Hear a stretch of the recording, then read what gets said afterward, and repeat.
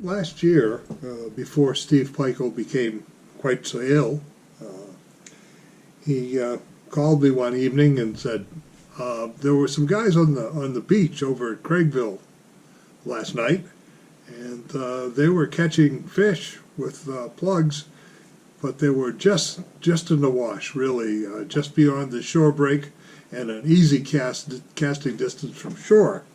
So I thought we might get together this evening and go over there and see if we could catch a few fish. And we did exactly that. We parked along the side road and used an access to the beach, and then walked a half mile, which was kind of slow going because Steve had a very sore leg, and I'm not too speedy either at this point in my life.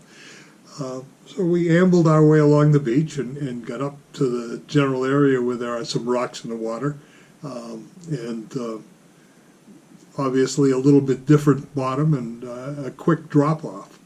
And I tied on a deceiver, and Steve tied on a black gurgler.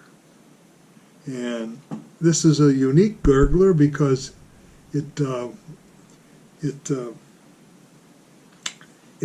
noisemaker. It has rattles in it, not one, but two.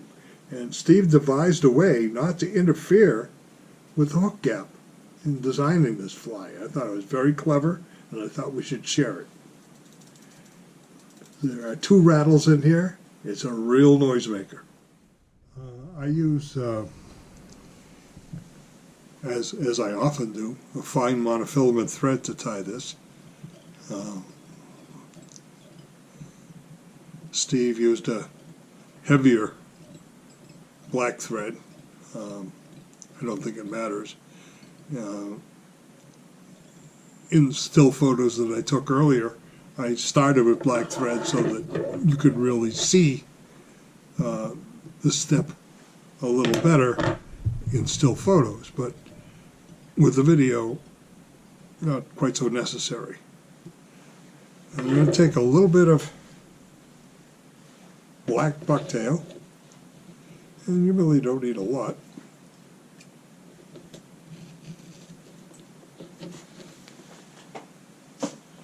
And per usual with bucktail, get rid of all the short stuff here.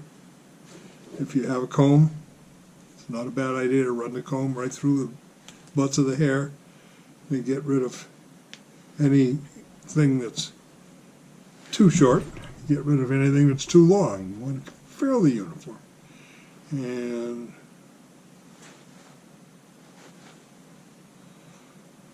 we don't want it to extend all the way to the eye of the hook when we tie it down.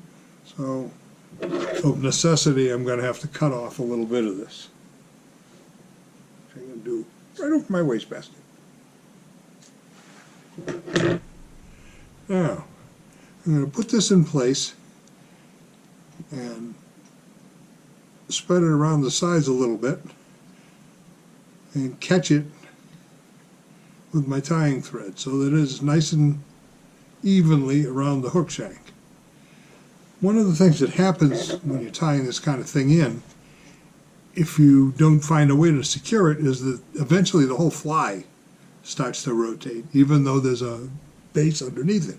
So I'm taking a little bit of this Loctite 60-second universal glue, which I have been using in recent history, and found to be very strong and very quick curing. Putting it on the bucktail, and then I'm wrapping this carefully down on the hook shank and doing the best I can to keep my fingers out of this stuff because it'll glue me right to the fly. It's very good glue. And I'm going to wrap this securely right down onto the shank and get back to around the middle. Make sure that my hair is nicely spread around. And then I'm going to take rattles. And there are two rattles in this fly, as I said earlier.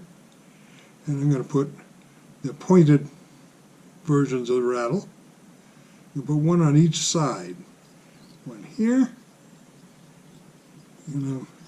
Getting a few wraps of thread in the middle and making sure that it's far enough forward to leave just a little gap right behind the point.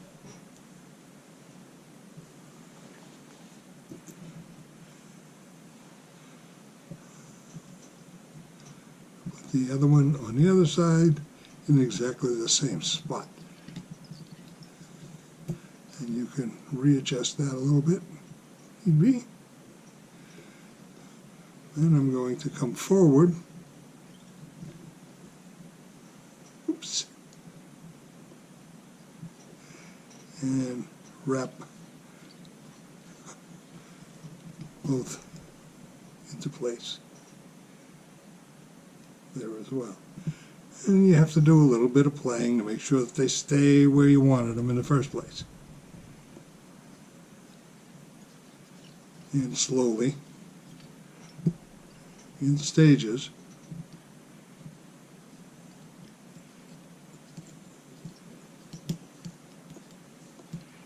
get everything relatively secure, but with some spaces in between. Because we're going to take this glue again, and we're going to run a nice bead of it up the middle on that side, and then we're going to go over to the other side, do it again. If they're not perfectly positioned, it's probably not too critical, because they aren't going to go anywhere when you're done. Now, after a visit to the craft store to get some 1/4-inch thick foam, I've cut a piece about a 1/2 inch wide and 1.5 inches long, and I'm going to cut it starting at the base in a long V ending up right at the outside corner on both sides, so that the tip end here is much thinner. And as you probably already guessed, that's so I can position it on the top up here and tie it firmly down and keep it relatively flat.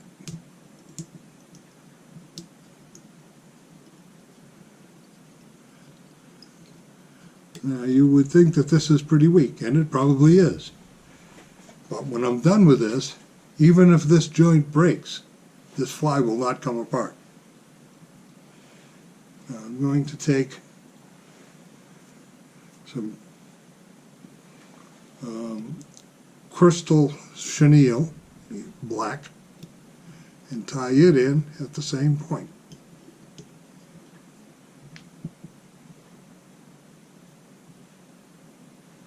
And then move my thread forward to right behind the eye.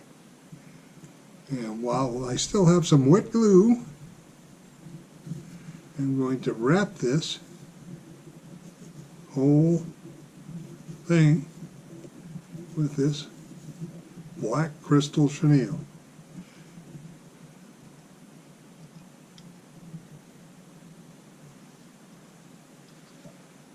Catch it right at the eye and wrap it down fairly securely, 2-3 wraps anyway. You'll have a little bit of excess, no doubt. Just cut it off. Get rid of it. I would suggest you clean your table off and get rid of that stuff because it sheds mightily, I might say. And then I'm going to come back just a little bit on top. Back to the glue. I'm going to take a bead of this glue and run it right along the top, right up to my tying thread, and fold the foam over the top, catch it with the thread. Good thing I have a bottom for my table. And I'm going to tie it down, and each turn a little more pressure to get this stuff down tight, and then lift and make a bunch of turns tight up against the foam in the front to get that to lift. And then one more turn down to the eye.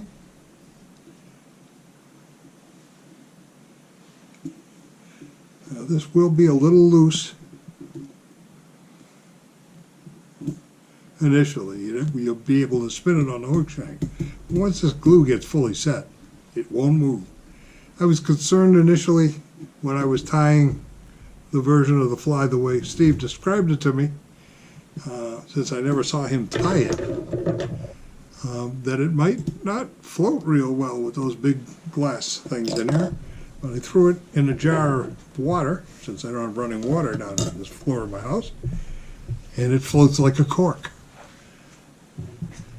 Very clever design, a great way